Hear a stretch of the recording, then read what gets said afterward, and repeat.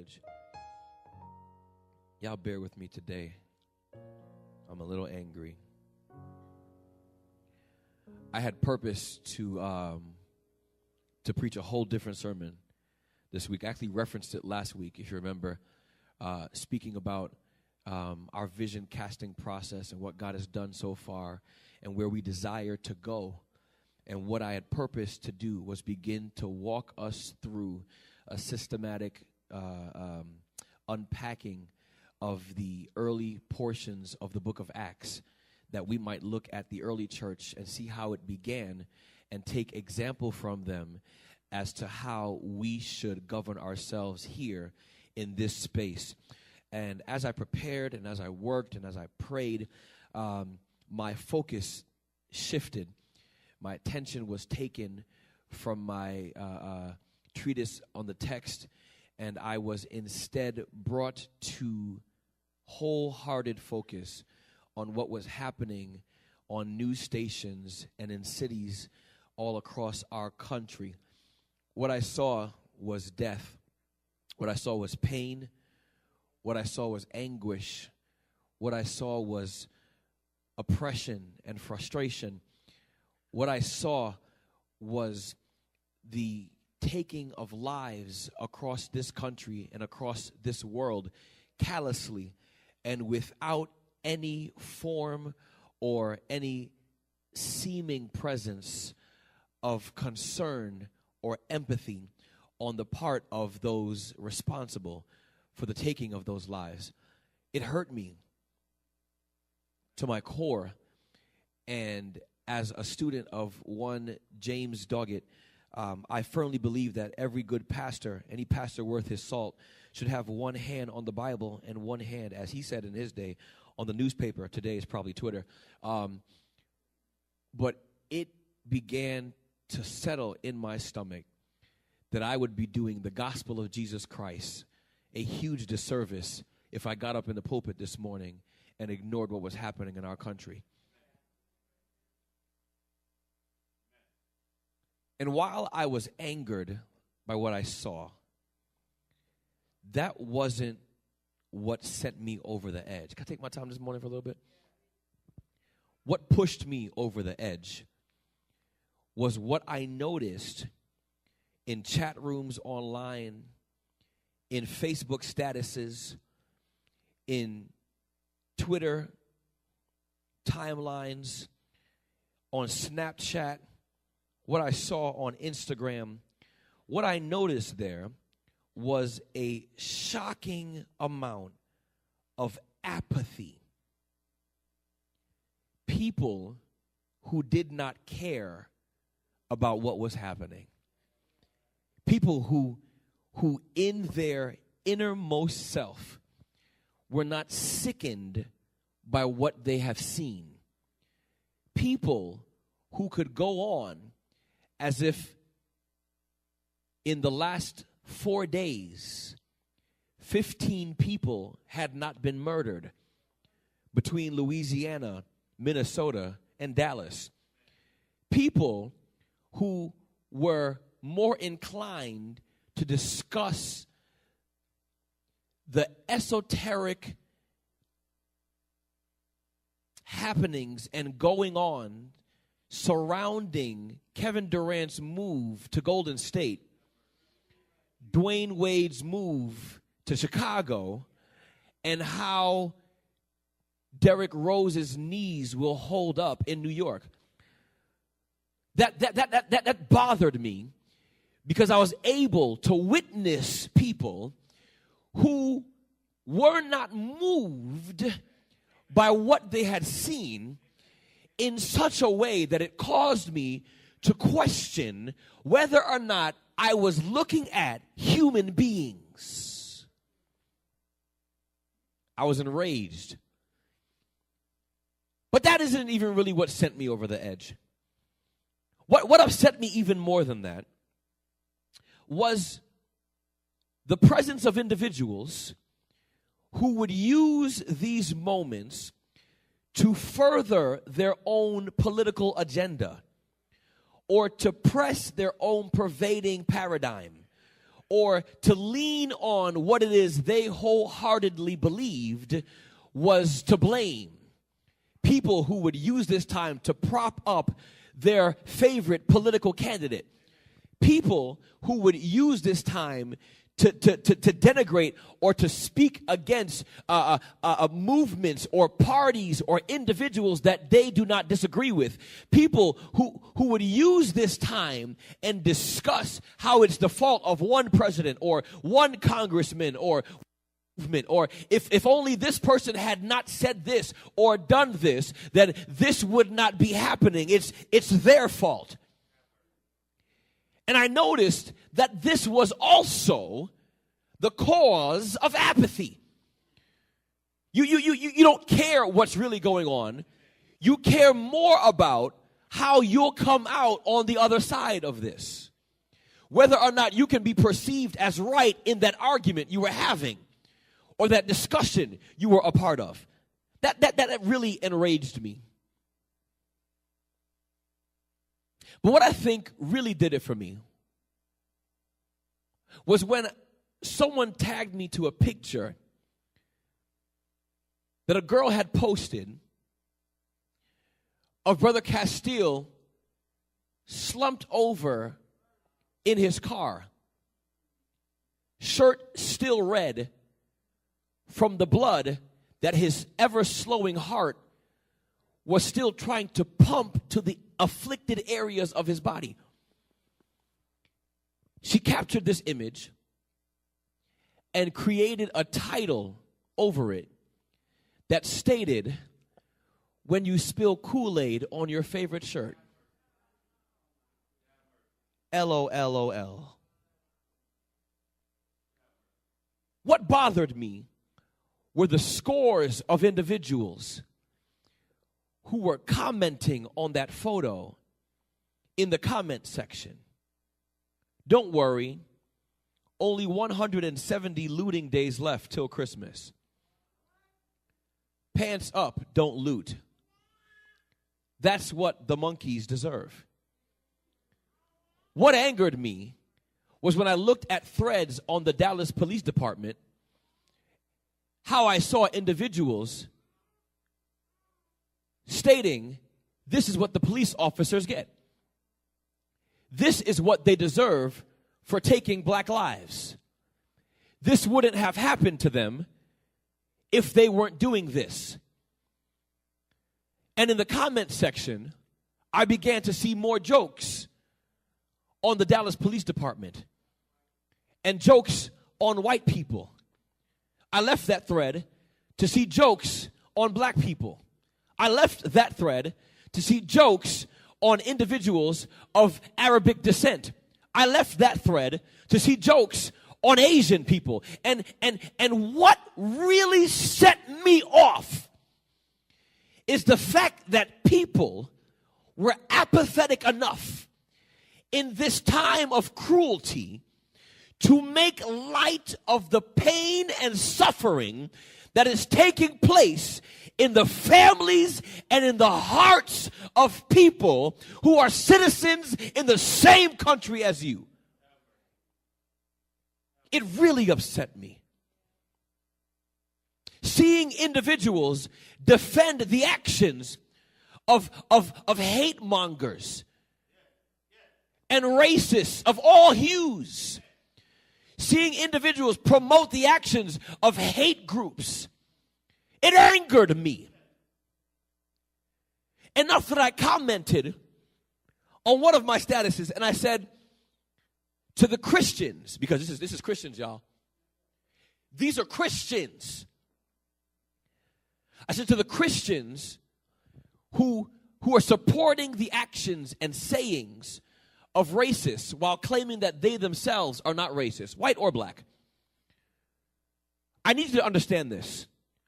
Paul was counted among those who stoned Stephen. And all Paul did was hold their coats. But you can continue to hold the coats of racists if you want and think that you're not counted among the group. For those who can make light of these situations and laugh at them. For those who can blame other people for what's going on. And what God said to me is BC, stop and look at what's going on. See, the issue is a heart issue. And the heart issue has blinded them to the fact that they're being poisoned by privilege.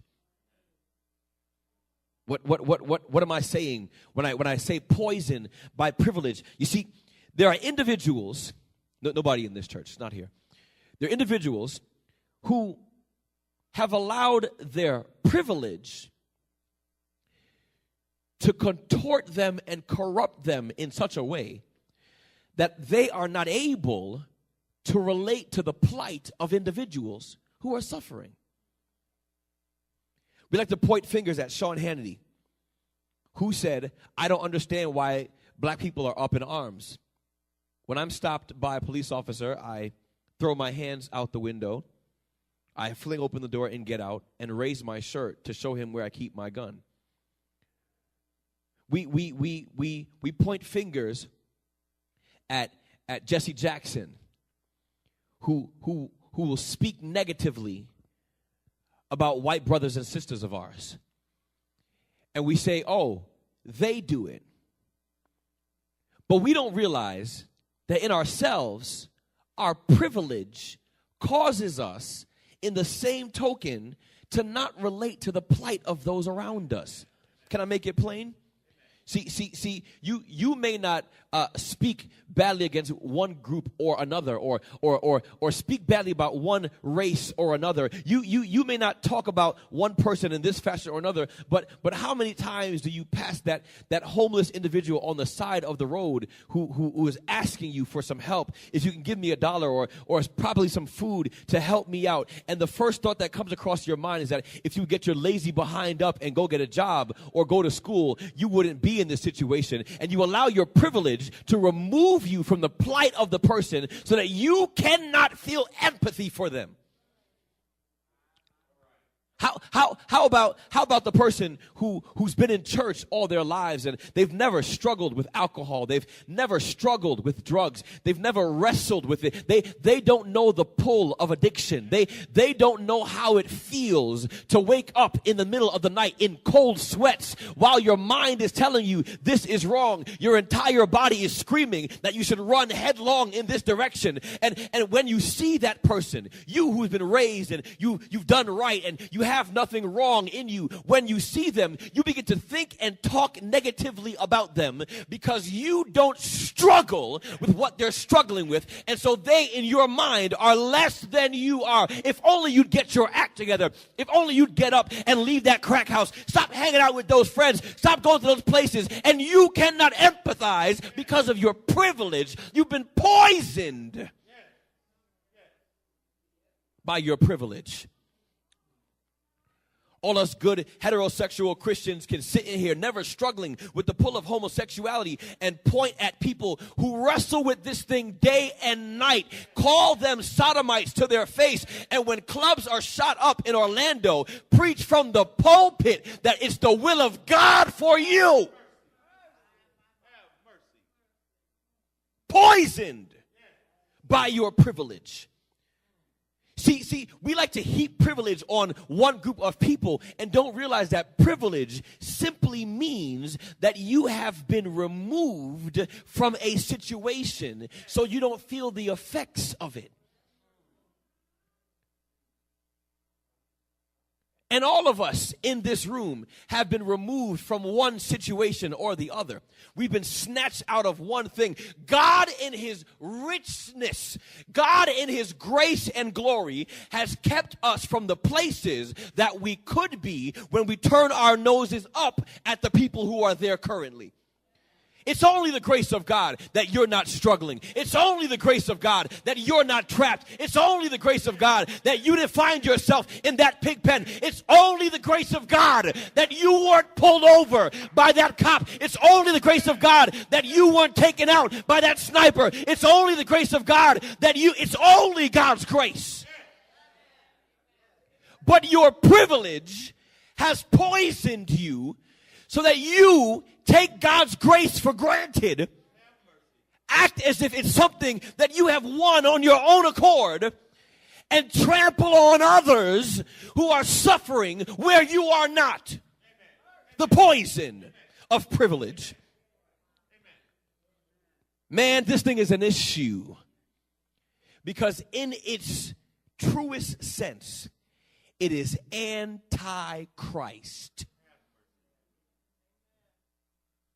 That should resonate with us Adventists who like to point fingers at this person and that person, and they are the coming Antichrist, and they are the one, and they are in opposition to God's law and God's rule. Understand that when you allow privilege to poison your paradigm, you have joined the ranks with individuals who are anti-Christ, adverse to Christ, opposite Christ, against Christ, anti in nature, the poison of privilege. As I wrestled with this thing, God reminded me of a really obscure passage in Exodus that we don't really take time to study. None of us read the sundry laws. We get it. You know, we ain't got a front. You read Exodus, you get up to like 14, and then you'll jump to the exciting parts. But if you were to take time to read the sundry laws, you would realize that they're more than just a list of things you should do and things you should not do. In fact, God is very intentional about telling Israel things that will line him up with his character. I don't want you to miss this thing. And so rock with me, if you will, in verse 21 of Exodus 22, when the Bible says, God says, "You shall not wrong a stranger or oppress him." Now, taken by itself, outside of context, that statement places a whole lot of responsibility on you. That statement says that you, out of your own accord, in your own volition, should not oppress an individual who's a stranger. You should not treat them badly or beat upon their heads. Now, what you don't see is that he takes time to take the work off of you and put the work firmly on him. He says, "You shall not wrong or oppress a stranger," because there was a point where you were strangers in the land of Egypt. I wish somebody would get this thing.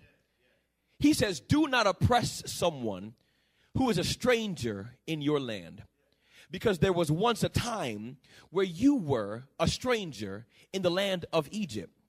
And I wish you would just remember back to a time when you had to make bricks without straw. I wish you could recall a time. I know you look good right now on your way to Canton. I know you've dressed up and you got your cologne on and your perfume and you look pretty good today. But if you could just think back to a time when you were trapped in Egypt, if you could go back to a time when you were forced against your will to work in such a way that was detrimental to your own self. I wish you could remember a time when there was someone who had their foot on your neck. I wish you could remember that there was a time when you couldn't eat when you wanted to and how you wanted to and go where you wanted to and do what you wanted to do. There was a time when you were trapped. Can I put this thing in Christian language since you don't remember that the Bible uses Egypt now for us to pertain to our sinful past? If I can help you recall that there was once a time where you were sinking deep in sin, far from the peaceful shore. Anybody remember those days when you were strung out in the club? Anybody recall those times when you had to wrestle against your flesh to keep from? Anybody remember when you were still trapped in your Egypt? He says, if you can recall the days before your suit and tie, if you can remember the days before you'd come in with your Sabbath school lesson memorized and your red books tucked under your arm, he says, if you could recall a time when you weren't doing all right and remember how it felt, I need you to apply that now to these individuals who are in the same situation you came from. You know, it's always funny to me that individuals who were once oppressors oftentimes who were once oppressed, oftentimes will become oppressors. You see it all the time. If we can use modern history to talk about how when the Irish came to this country and how the Italians came to this country, they were treated rather poorly.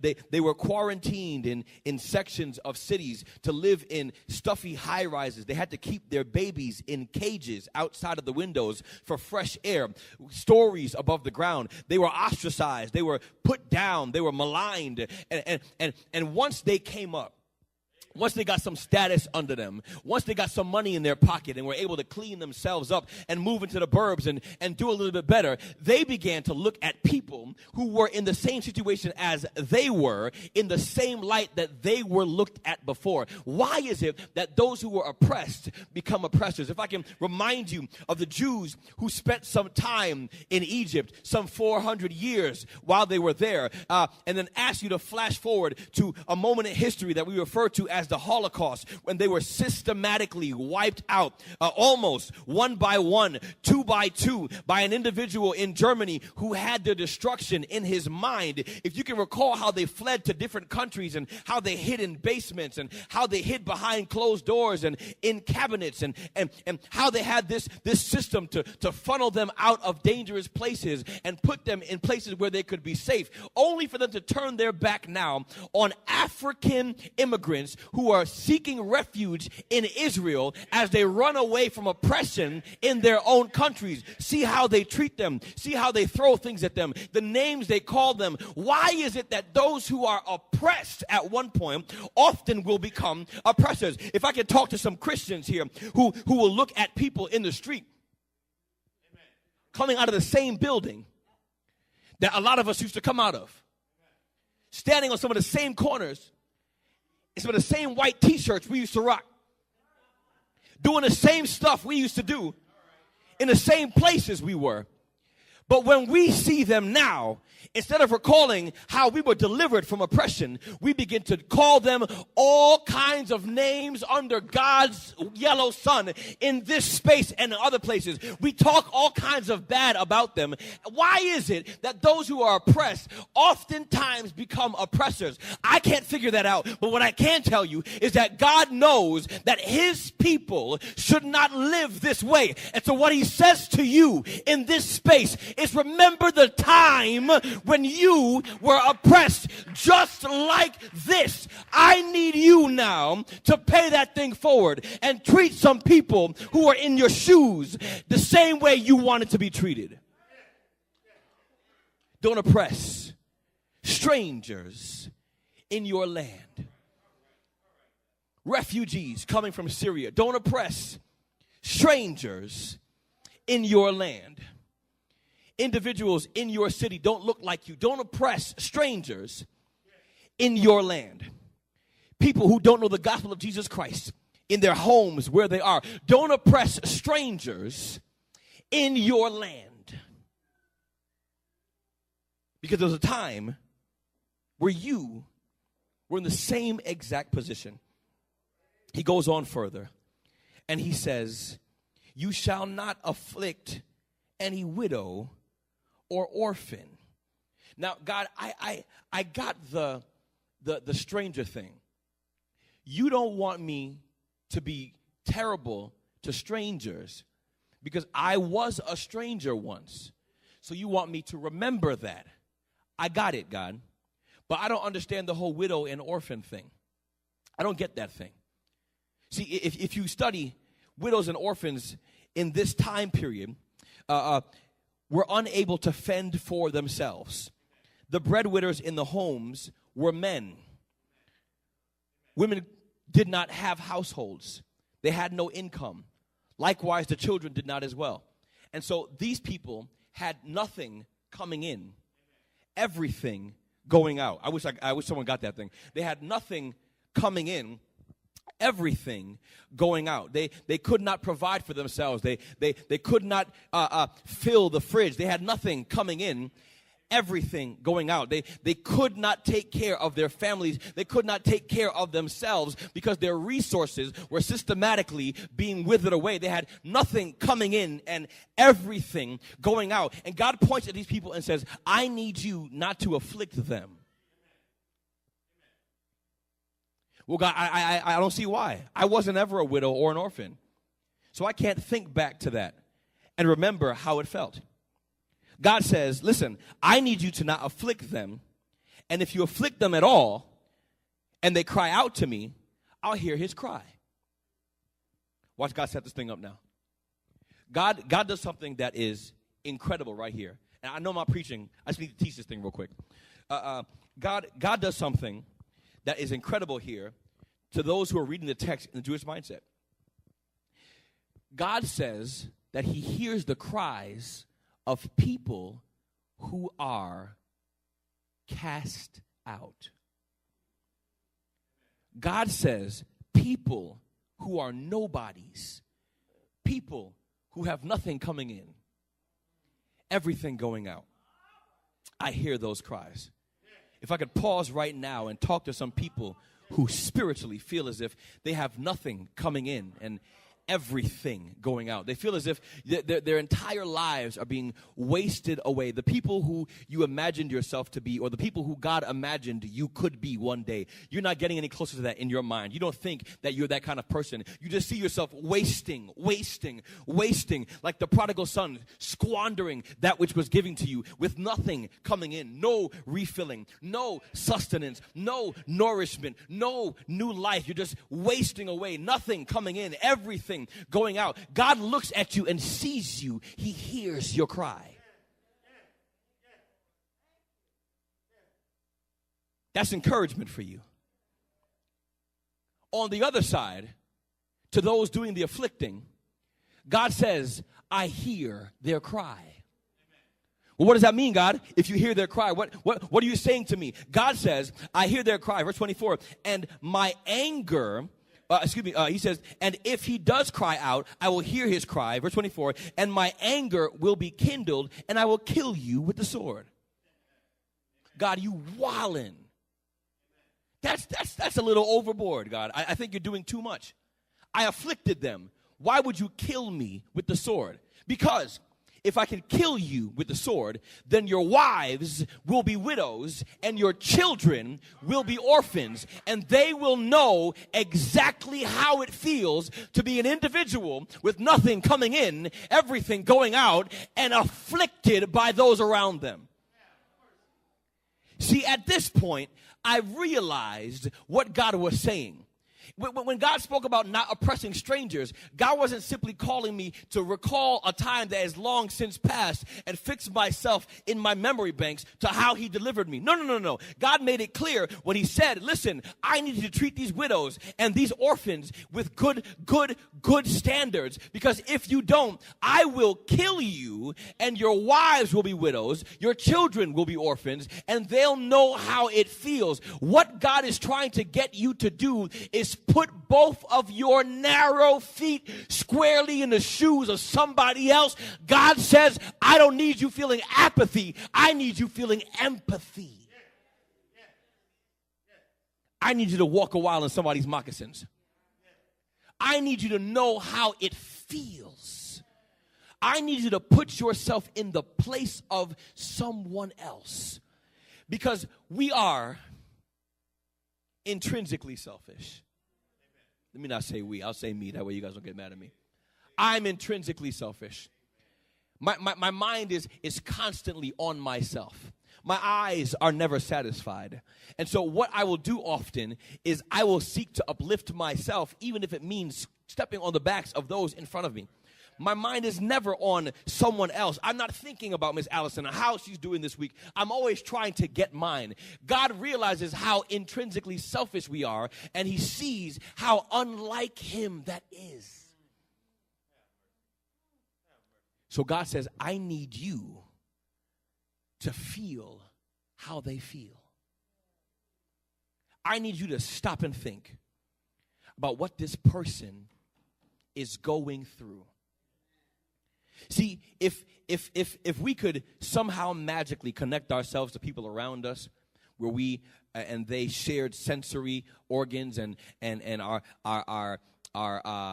bodies and minds were so connected, where when they felt pain, we felt pain. People would be jumping in front of cars for other people, throwing themselves in front of trains to make sure. If I was connected with Bugger, and Bugger was shooting up, and I knew that what happened to him happened to me, you know how I'd pray for him? You know how I'd be banging on his door on Tuesday morning? Hey, you in there? You awake? Want to go for a walk? Want to go for a run? You want to exercise? Because I'm feeling what you're feeling. If you were connected to another individual where you felt what they felt, and you went through what they went through, how quick do you think you would be to pull the trigger, knowing that when you killed them, you would die also? How quick would you be to pull the trigger when you knew the pain that they felt, you would feel? The pain that their family feels, you will feel. How quickly would you begin to scorn someone and laugh at someone and ostracize someone when you knew that the moment you did it, it would be turned right back onto you? What would you do if you could feel that thing? God says, pretend like you can and treat them the way you would. I need you to get this thing. I need you to have empathy for those around you. But in case you don't get it, God wants to go a little further and assert really his point in this way. He says, I'll kill you with the sword. Your wives will become widows. Your children will become fatherless. I need you to empathize with those who are currently in those situations. So let's go a little further. If you lend some money to my people. Man, that thing should have had somebody shouting right there. Anybody in here need a loan? You ain't got to put your hand up. I'll put mine up. Just in case. Izzy, I see you. In case anybody want to give one. I'm going to put you on a boat with me. Ready? If you need a loan, you're poor. Let's just be honest. Rich people don't need loans. If you need a loan, you're poor. You might be a better off poor person than me, but we still poor. We in this poor boat together. Amen, somebody who's poor. God says, if you lend money to my people. See. Oof. Someone get this thing. God is speaking about individuals who are poor in such a way that he has taken ownership over them. God doesn't say if you lend money to the poor people. We know they're poor. They need money. He didn't say if you lend money to those people over there in this section. God said if you lend money to my people. I need someone to get this. Even those who may not feel as if they're measuring up to someone else. Some folk in this church who may not feel that they're in the category described as the haves. They find themselves as the have-nots. Some people who feel like maybe my education isn't as good. Some folk who feel like maybe my time is not as important. Some folk who feel maybe my pockets aren't as lined. Some folk who feel maybe I'm not as worthy. Some folk who feel, man, I'm in a spiritual deficit and I need a loan. And the fact that I need a loan means I'm not as high and as lofty and as lifted up. God looks at you and refers to you as his people. God says, you're mine. No matter how broken you are, no matter how lacking you think you are, no matter what kind of deficit you find yourself in, you're mine.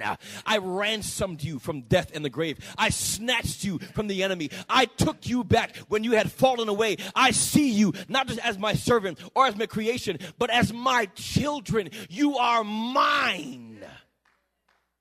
I lay claim to you. God says, and because you're mine, I'm going to take care of you real quick. Just hold on a second. If you lend money to my people, God says, do not act as a creditor toward them. Y'all seeing this thing? He says, do not charge them interest.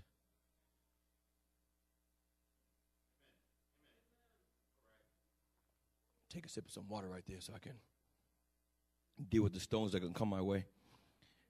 That's not economically savvy. How am I going to make money if I don't charge them interest? What am I going to do? I got to eat too. See, here's God's thought process. If I have to borrow money, Sister Lou, it means I don't have money. And so if I have to give you extra money for the money that I didn't have to begin with, where's it supposed to come from? I have to go borrow from Peter to pay Paul. So I'm always coming up short. I never have. And instead of coming up and doing better and getting to the level that you are, where I can loan some money to someone underneath me, I'm instead sinking further and further in sinking sand, never to rise again. God says you should not act as a creditor. Why? Because creditors, when they loan money, are only thinking of themselves. Amen. This is about me. I'm not an evil person, but I'm going to get something from this. The problem is the exploitation of those who are already being exploited. God says, so therefore don't act as a creditor. Because when you looked at me and said, God, I owe you life, and I said, yes, you do, but don't worry, the wages of sin is death, and you about to get paid. And you said, God, give me a loan. God, spot me some grace. Can I see some mercy? God, can you just put something in my hand? Can you cover me in the blood? God didn't say, sure, I can do it, but give something back when you do. God gave freely. He said, if you like me, when you loan stuff out, give with a willing heart. As I so abundantly pour onto you, go on and pour into somebody else. Don't believe me. There's a text in the New Testament where a man who owed a king was forgiven of his debt. King said, don't worry about it. You can't pay anyway. You too poor. My man said, God, I thank you so much. King, you're great. I appreciate you. I kiss the ground you walk on. Deuces, I'm out. He walked outside, and in the courtyard, as he's on his way home, runs right into somebody who owes him some money and says, bruh, give my bread. Man looks at him and says, listen, I don't have it. I really can't do it right now. But if I can come back to you on Tuesday. Anyone had that person in your life? You know that person who owes you some money and you see them and they don't make eye contact with you. They look in all kinds of corners of the room. You run into them and you say, hey, bro, how you doing? Man, I've been looking for you. Yeah. I meant to call you last week, but I got real busy, Miss Allison. I couldn't even call you. How you doing? You seen that game, bro? They always want to talk about a game. Ain't no game on. It ain't basketball season. It ain't football season. We sitting around at home. We watching chess. Ain't no games on. You seen that game, bro? How about them Cavs, man? Woo! I thought y'all gonna get D-Wade for sure. They're just shifting. You say, hey, you got that $5 you owe me? That $5, yeah. I was gonna give it to you last week, but my car broke down. See, they always have a story as to why they can't give it to you. But my baby fell out the window, and a bird took him away, and I had to chase the bird, and it cost me this much in travel fees and airline, and I just got back now, and I'll give it to you next week. On Tuesday, I got you. Listen, they're making up ridiculous stories and talking about games and looking in all corners of the room because they don't have the money to give to you. The man saw him and said, bro, I'll pay you on Tuesday. I promise you, I got you. He said, all right, okay, don't worry, Tuesday, right? Cool. How about right now, I just throw you in prison because you owe me money. Give me my money or I'm taking everything you have. The man couldn't give it to him, and so he tossed him into a cell. The king heard about it. Amen. And so you had the audacity, after I forgave you all your debts, to run and find somebody who owed you something and treat them in such a way that they are now under the jail. You want to be that kind of person? That's how you want to live your life? That's how you govern yourself? That's fine. I can treat you in the same way you treated this person. And he told the guards to put him in a cell where no one would see him, because those who much is forgiven, should forgive much. Understand this thing. God has already done everything for you. He's already taken everything from you. He's forgiven and paid every debt. How dare you charge someone for what they don't have? God said, don't be a creditor. Don't charge them interest. He goes further and he says, if you take your neighbor's cloak as a pledge. I love how God does this. He's taking you and he's putting you firmly in the middle of the Judaic marketplace. We're here and we're understanding how business is done. He says, if you take your neighbor's cloak as a pledge, he says, I need you to give it back to him before the sun goes down. Some of y'all don't know what's going on. Let's make this thing plain. He says, when someone borrows something from you, and you take that collateral, you take that thing and you hold it to make sure that they get that stuff back. He says, if your neighbor gives you his cloak, if he gives you his cloak, give it back before the sun goes down. Now, I hear the person he's speaking to say, God, why? God answers, because it's his only cloak. And the person says, God, I don't think you understand how business goes. I know it's his only cloak. That's why I have it. Because he going to make sure he give me my stuff. Well, God says, well, in the nighttime, he may become cold because he uses it to cover his body. And the person responds, yeah, I get that, God. I know that.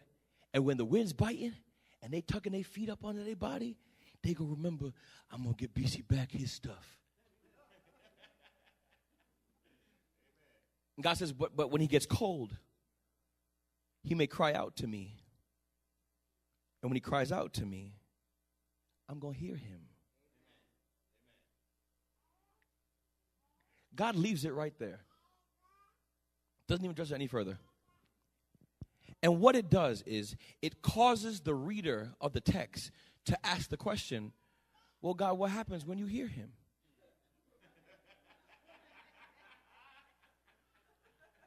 God, if he calls out to you and you hear him, what happens? See, this is a callback to the writings that talk about how God hears and responds.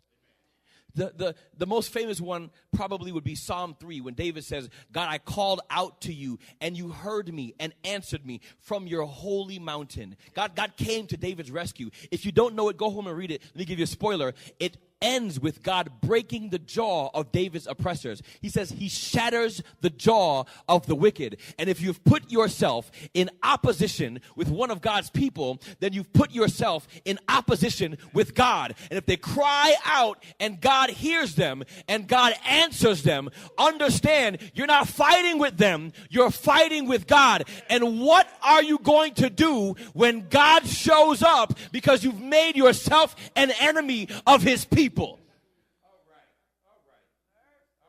So God says to avoid all that, give his cloak back before the sun goes down.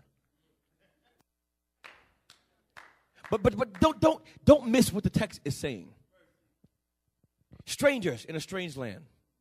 There are people who are traveling through this life, broken, hurting, no place to lay their head, no place to call their own, no friends, no family around them. They're broken, they're ostracized. He says, I need you to treat them as if you were walking in their shoes with them. Widows and orphans, people who cannot provide for themselves, people who are wasting away on the side of the road and in our communities, in our neighborhoods. I need you to fend for them. I need you to not afflict them. Don't be a part of the problem. Be a part of the solution, because that could be you in that space if only you'd put yourself in their shoes and recognize it. There are some folk who don't have for themselves and they need to borrow. When you lend to them, I need you to treat them in such a way, because it could be you who needs to have and does not have to give extra. When borrows, I need you to treat them more than justly. Don't act like a creditor. Don't take their collateral from them, never to give it back. I need you to treat them the way I treat them. I need you to have empathy. I'm going to get out your way. But I want to say this. The reason why God is doing this, the reason why he wants you to have empathy and behave in this manner is because God is a God who desires to be among his people. And to be among his people in such a way that people can't tell the difference in characteristic between he and his people. I want my people to be my people. You have children. Your children look like you, smell like you, walk like you, talk like you, don't like the same food you don't like. God says, that's how I want to be with you. And so I need you to empathize with people in a way that I do. What am I?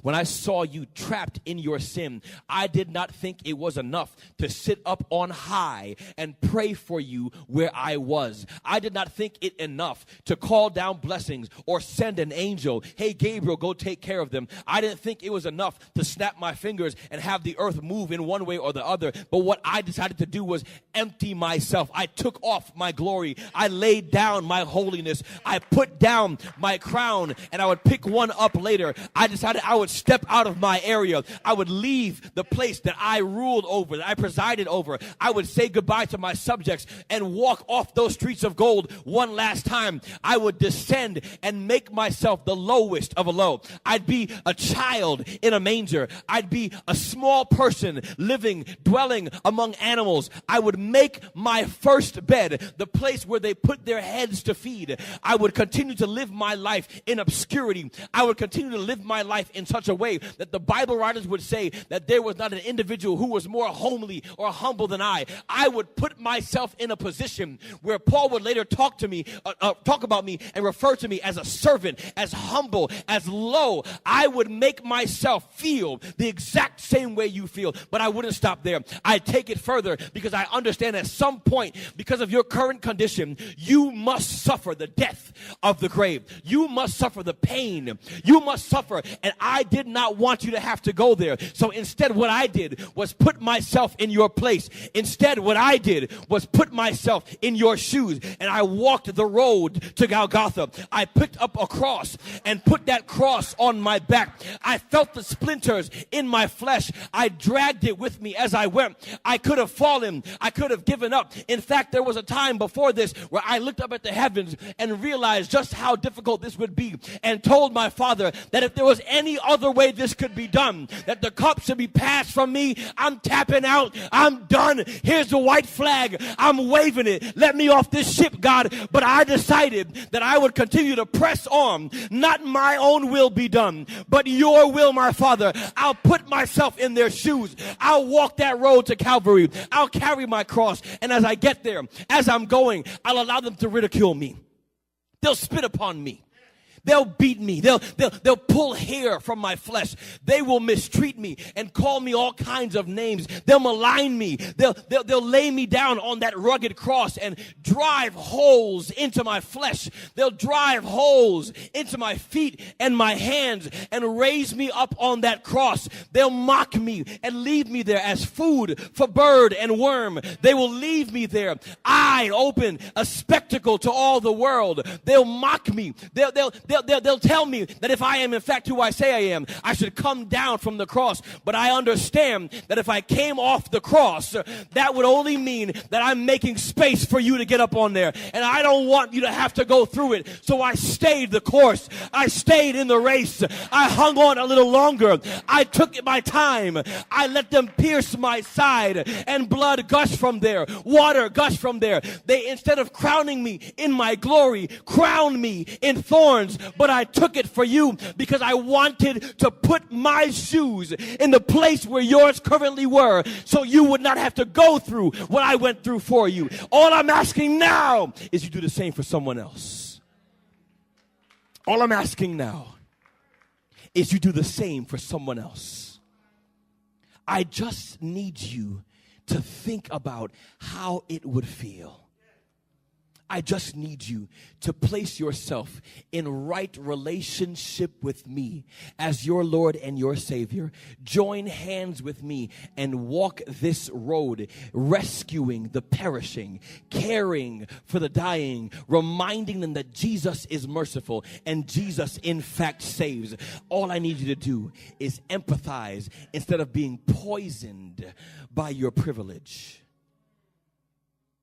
I want to invite someone today to take that walk for me.